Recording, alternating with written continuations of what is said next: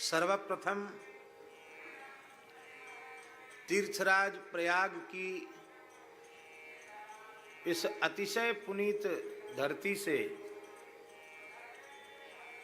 त्रिवेणी संगम के तट से, कुंभ महापर्व के अत्यंत पावन अवसर पर प्रथम स्नान मकर संक्रांति महापर्व की हम आप सबको बधाई देते हैं। जो लोग सन्मुख बैठे हैं उनको भी बधाई, और जो यंत्र के माध्यम से अपने घरों में बैठकर देख रहे हैं, सुन रहे हैं, उन सबको बधाई। हमारे पूज्य गुरुदेव भक्तमाली जी एक बात कहते थे, उनकी बात को कहकर हम आज का क्रम आरंभ करेंगे। महाराज जी कहते थे, इस कराल कलिकाल में, भयंकर भौतिक भोगवादी युग में, भारतीय सनातन संस्कृति के निरंतर क्षरण करने के प्रयास करने पर भी इतनी श्रद्धा, इतनी आस्था भारतवासियों के अंतःकरण में है, और उस श्रद्धा का दर्शन कुंभ जैसे महान पुनीत अवसरों पर ही होता है। तो महाराज जी कहते थे, महाराज जी के शब्द हैं कि हम अपने को तो साधु नहीं मानते हैं, लेकिन हमारे जैसे सामान्य व्यक्ति जिसके पास वेश मात्र साधु का है, और उसको देखकर इतने लोग प्रणाम करते हैं, झुकते हैं, तो हमारे जैसे सामान्य व्यक्ति को साधु मानकर प्रणाम करने वालों को हम साधु मानते हैं। ये बात तिवारी जी हल्की बात नहीं है, बड़ी ऊंची बात है। कितना जनमानस उपस्थित था, ऐसे ऐसे लोग अपने ठाकुर जी के शिविर में भी आए थे, जो देरी से आए, तो जो बहुत मूल्यवान गाड़ियों में चलते हैं, बड़ी सुख सुविधा में रहते हैं, और वे लोग भी 8-8, 10-10 किलोमीटर पैदल चलकर आए, और उनको निकलना भी था। तो अभी हमने पूछा कैसे जाएंगे, बोले जैसे आए थे पैदल धीरे धीरे ऐसे चले जाएंगे।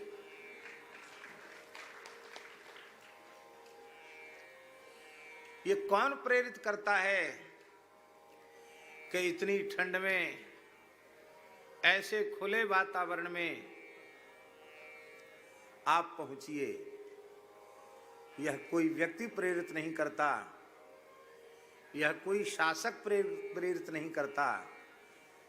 यह जो श्रद्धा, आस्था भारतवर्ष की पवित्र मिट्टी में है, इस मिट्टी में जन्म लेने वालों के अंतःकरण में इस पवित्र भारत भूमि की दिव्यता के कारण इस प्रकार की भावना उत्पन्न होती है कि वे ऐसे महान अवसरों पर वहां जाने से अपने आप को रोक नहीं पाते।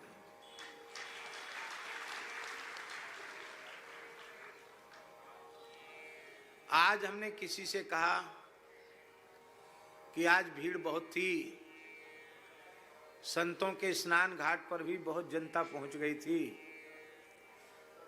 तो हमको ऐसा लगता है कि शासन की व्यवस्था तो बहुत अच्छी थी, लेकिन आज की व्यवस्था कुछ ढीली हो गई, ऐसा मैंने कहा। लेकिन एक व्यक्ति ने हमसे कहा, प्रामाणिक व्यक्ति ने कहा कि शासन की ओर से बहुत सुंदर व्यवस्था बनाई गई थी कि ये पुल जाने के, ये मार्ग आने के, और आम जनता के लिए ये मार्ग, लेकिन श्रद्धा इतनी कि बांस बल्लियों के नीचे लेट लेट कर खिसक खिसक कर लोग पहुंच गए और पहुंच करके लोग सब चाहते हैं भाई दर्शन करना, पास से स्नान करना। तो भैया ऐसे श्रद्धावान भारतीय लोगों पर कठोरता कम से कम वह व्यक्ति तो नहीं सोच सकता है जो स्वयं एक नाथ संप्रदाय की अत्यंत प्राचीन और अत्यंत प्रतिष्ठित आचार्य पीठ गोरक्ष पीठ पर विराजमान व्यक्ति, गोरक्ष पीठाधीश्वर और इस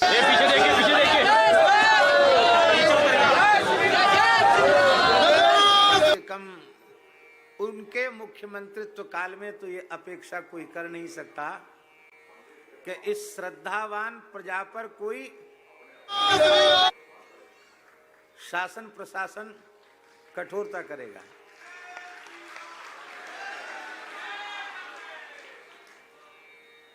तो इसलिए आज का यह अत्यंत सकुशल इतना बड़ा प्रथम महास्नान, महापुण्य स्नान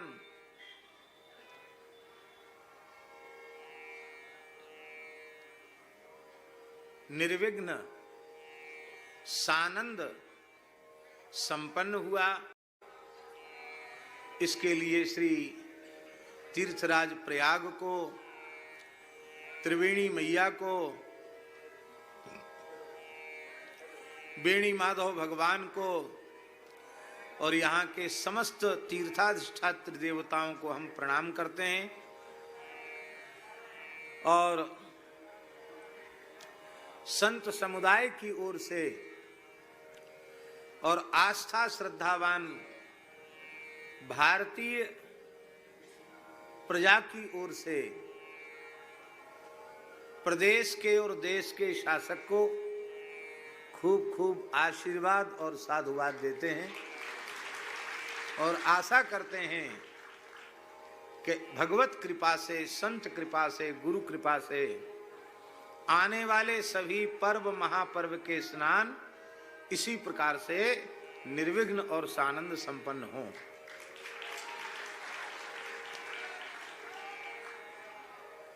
आज रेडियो के समाचार में आ रहा था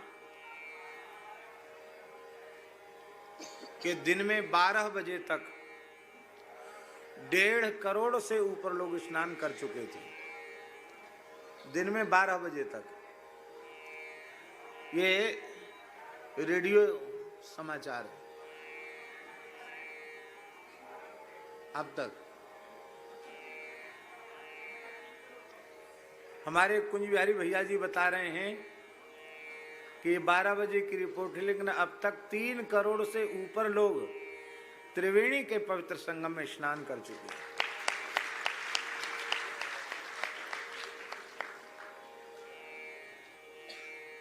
पौराणिक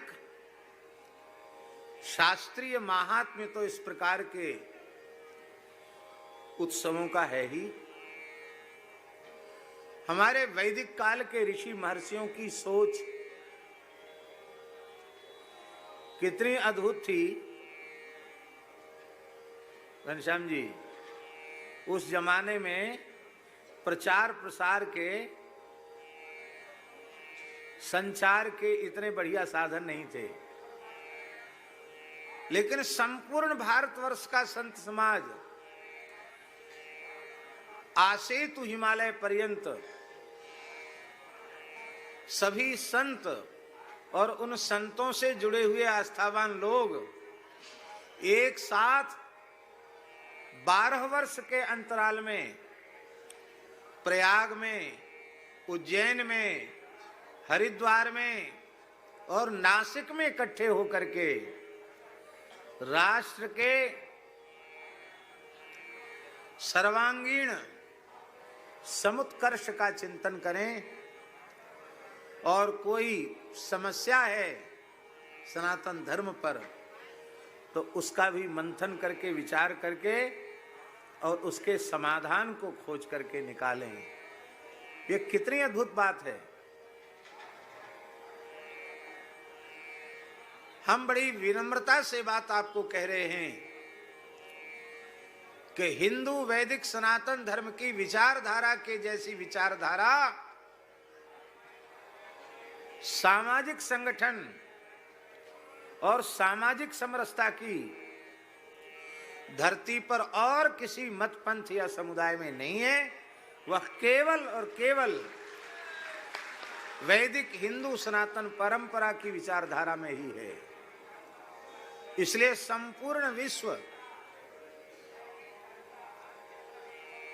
यदि वसुधैव कुटुंबकम की भावना को लेकर आपसी राग द्वेष और वैमनस्य को भुलाकर स्नेह प्रेम पूर्वक यदि इस पृथ्वी पर रहना चाहते हैं तो वह एकमात्र विचारधारा है हिंदू वैदिक सनातन विचारधारा।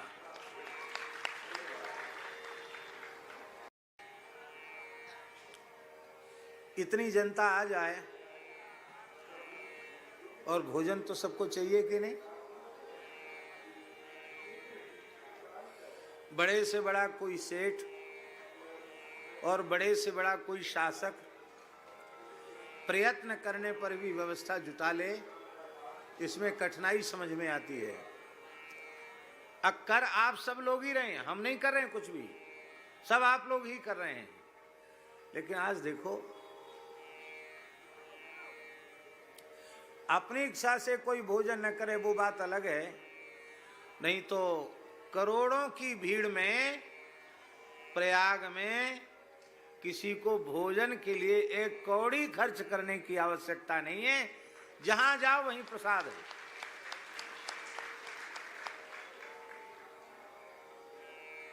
अभी कई दिन से तो अपने ठाकुर जी के यहाँ तो सवेरे 6 बजे से शुरू होता है, रात को 12, 1 बजे, 1:30 बजे तक लगातार चल रहा है।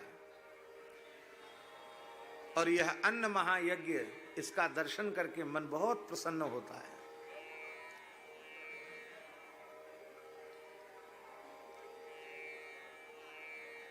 क्या शासन देता है कि आप यहाँ इतना भोजन होता है तो आप इतना ले लो, इतना ले लो। 80 करोड़ लोग फ्री राशन ले रहे हैं, ऐसी कोई व्यवस्था है? कुंभ जैसे पर्व पर सेवा करने वालों को फ्री राशन की कोई व्यवस्था है नहीं। पर जो सब सरकारों की सरकार है, राम राजा सरकार, सब सरकारों की सरकार है श्री बेणी माधव सरकार, उस सरकार की ओर से व्यवस्था है कि आप ऐसे पुनीत अवसर पर कुंभ महापर्व पर कहीं चले जाओ, ठाकुर जी की तरफ से आपको प्रसाद मिलेगा। बहुत से लोग यह भी रखते हैं सावधानी कि भाई मेला है, केवल जिनके नाम का पंजीयन हो, जो परिचित हों, उन्हीं को शिविर में प्रवेश दिया जाए या उन्हें विश्राम की व्यवस्था दी जाए, अपरिचितों को नहीं। और ऐसा भी पूरे मेला में बहुत अधिकांश स्थलों पर हो रहा है। पर हमारे ठाकुर जी का विचार तो ऐसा है कि इस प्रयाग की पवित्र धरती पर आने वाले जितने लोग हैं सब हमारे ठाकुर जी के हैं और सबके ठाकुर जी हैं, इसलिए कोई अपरिचित नहीं है। हमसे लोगों ने कहा कि कल इतना बड़ा रेवासा महाराज जी का उत्सव, संतों को यहीं बैठना है और जनता तो अपना गठरी पोटरी लेके सब यहीं बैठ गए, तो क्या करें, कैसे हल्ला गुल्ला करके इनको उठवा में यहाँ से। हमने एक ही बात कही कैसे भी अपनी दूसरी व्यवस्था बना लेंगे। बाकी जो लोग 8-8, 10-10 किलोमीटर से चल के आए हैं, उनको ठंड के समय कहना कि तुम और कहीं खोजो जगह जाओ, ये अच्छी बात नहीं है। सब लोग यहीं रहेंगे, यहीं सोएंगे, यहीं प्रसाद पाएंगे। रात को हमने खुद देखा, खुले आकाश के नीचे यहाँ सब पड़े थे, यहाँ जगह नहीं थी। मंदिर के सामने भी खाली कपड़े का वो लगा हुआ त्रिपाल, वहां भी नीचे सोए हुए थे। रोड पर भी लोग बैठे हुए थे। धन्य है उन लोगों की इस पवित्र श्रद्धा को। ऐसी भारतीय प्रजा की श्रद्धा को हम साष्टांग प्रणाम करते हैं। और ऐसी श्रद्धा जब तक इस देश के निवासियों में है, तब तक सनातन धर्म का बाल बांका होने वाला नहीं है। रक्तबीज वो अपने जैसे भले ही असंख्यों रक्तबीजों को प्रकट कर दे, पर जब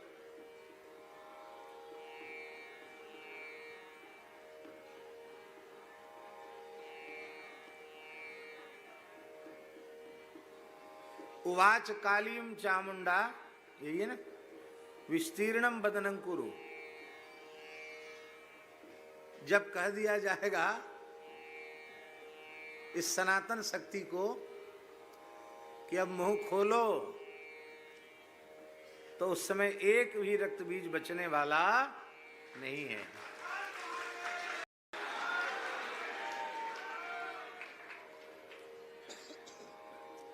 बस आवश्यकता है कि वर्णाश्रम व्यवस्था का, फिर से सुन लीजिए ध्यान पूर्वक, वर्णाश्रम व्यवस्था का शास्त्रीय पक्ष जो है उसका अत्यंत समादर करते हुए भी संपूर्ण हिंदू समाज को प्रेम के, सौहार्द के, संगठन के एक सूत्र में जुटने की परम आवश्यकता है। एक सूत्र में जुटने की आवश्यकता है। नवासी का कुंभ भी देखा, नवासी का, प्रयाग का। पूरे समय हम यहां थे, अवस्था कम थी। उस समय की व्यवस्था की एक बात बताएंगे तो आपको सुनकर हंसी आएगी। ऐसे क्षेत्र निश्चित थे, बाड़े, जिनमें शौच की व्यवस्था की जाती थी।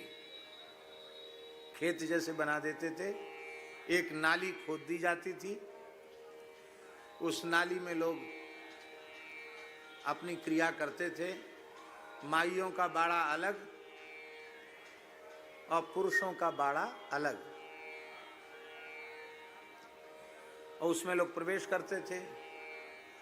और जिसको ज्यादा ही दबास लगी हुई है वो तो कहीं भी बैठ जाएगा। तो अब वहाँ जहाँ गड्ढा खोदा गया है, नाली बनाई गई है, वहाँ बैठने की व्यवस्था ठीक नहीं है। तो व्यक्ति सोचता जहाँ थोड़ा बैठने लायक हो वहाँ बैठें। तो सफाई कर्मचारी भाई झाड़ू लेकर दौड़ते थे मारने के लिए, समझे? वही बैठ, दूसरी जगह मत बैठो। एक खालसे में एक शौचालय श्री महंत को मिलता था। उसमें भी बहुत से संत तो महंत जी की इसलिए सेवा करते थे कि कृपा पूर्वक हमको थोड़ा उसमें प्रवेश करने का सौभाग्य मिल जाए।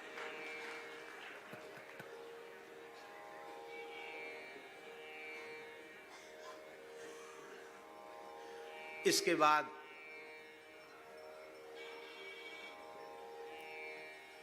दो 2001 का भी देखा, 12 का भी देखा, और 12 बीच में अर्धकुंभ भी आए, उनको भी देखा।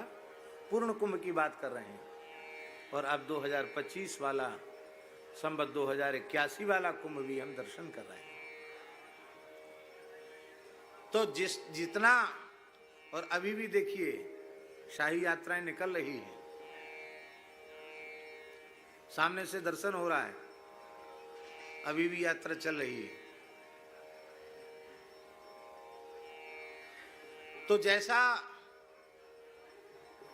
विस्तृत क्षेत्र और जैसी उत्तम व्यवस्था इस कुंभ में देखने को मिल रही है, हम अपना अनुभव कह रहे हैं, इसके पूर्व इस प्रकार की व्यवस्था पूर्व कुंभ में ऐसी व्यवस्था तो नहीं थी।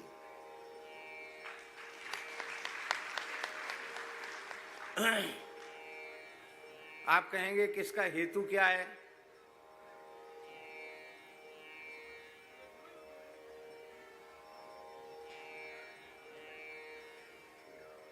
इसका हेतु यही है कि प्रदेश के मुखिया योगी जी को इसका बिल्कुल डर भय नहीं है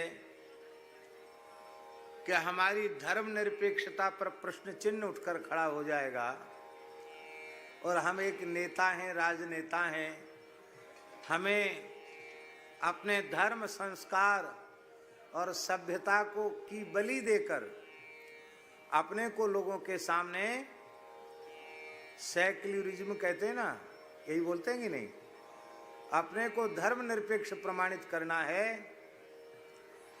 और धर्मनिरपेक्ष शब्द का क्या अर्थ है ये तो पढ़े लिखे लोग जानेंगे। हमें लगता है धर्मनिरपेक्ष शब्द का अर्थ यही है कि जिस धरती पर रहने वाले लोगों का धर्म इस धरती का सर्वप्राचीन अनादि धर्म है, उस समाज की उपेक्षा करना, उस समाज की भावनाओं की हत्या करना, हनन करना, लगता है इसी को लोग धर्मनिरपेक्षता मानते हैं।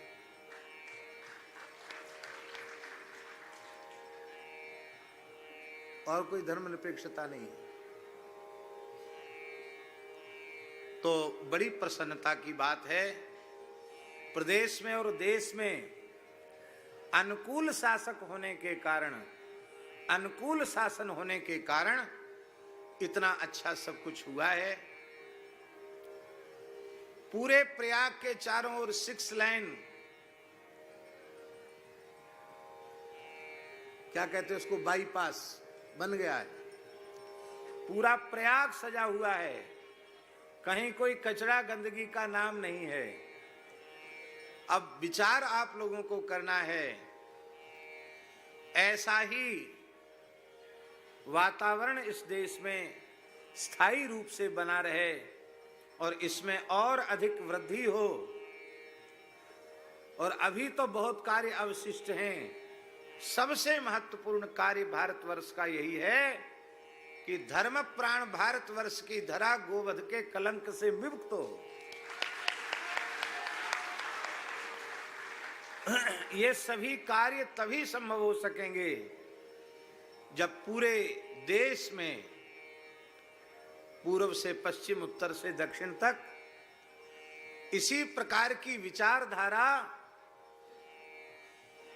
एक परिपुष्ट, बिना बैसाखी के चलने वाली शासन व्यवस्था के रूप में स्थापित हो, तभी ये सब बातें संभव हैं, नहीं तो ये बातें संभव नहीं हैं। एक और बात कह दें, फिर ग्रंथ की चर्चा करेंगे। वो बात ये है कि कथनचित कोई व्यक्ति आज शारीरिक अस्वस्थता के कारण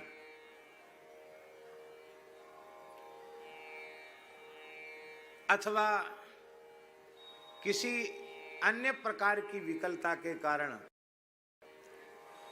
त्रिवेणी में स्नान न कर पाया हो, तो वह अपने मन में ग्लानि न करे। इस महान पुनीत अवसर पर इस पवित्र वायुमंडल में जो उपस्थित हैं उन सबका कुंभ स्नान हो गया, ऐसा समझे।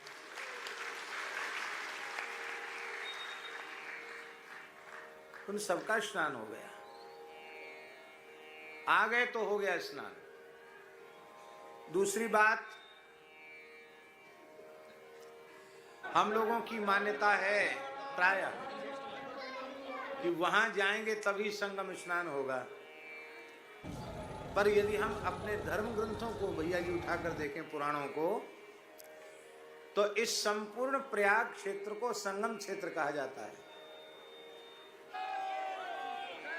हमारे यहाँ शास्त्र की भाषा में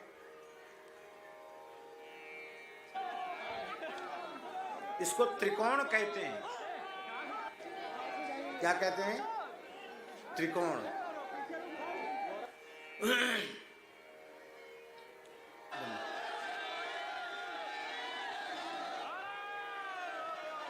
त्रिकोण में एक ओर झूसी, दूसरी ओर प्रयाग और तीसरी ओर अरेल। तो झूसी, प्रयाग और अरेल, इनके मध्य का जो क्षेत्र है वो संगम क्षेत्र है। इसलिए जो लोग यहां गंगा जी की धारा में स्नान कर रहे हैं वो भी संगम स्नान कर रहे हैं।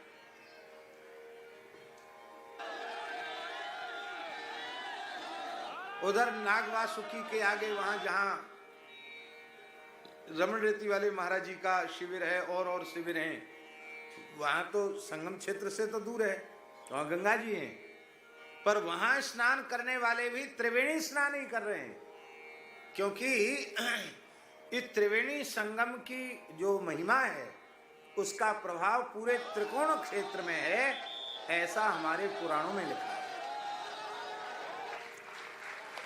यह एक पक्ष है। और दूसरा पक्ष यह है कि आप खड़े हो जाओ, यहां गंगा जी पर खड़े हो गए, अब यहीं से आपको उधर तक दिखाई पड़ रहा है, अरेल तक, ये गंगा जी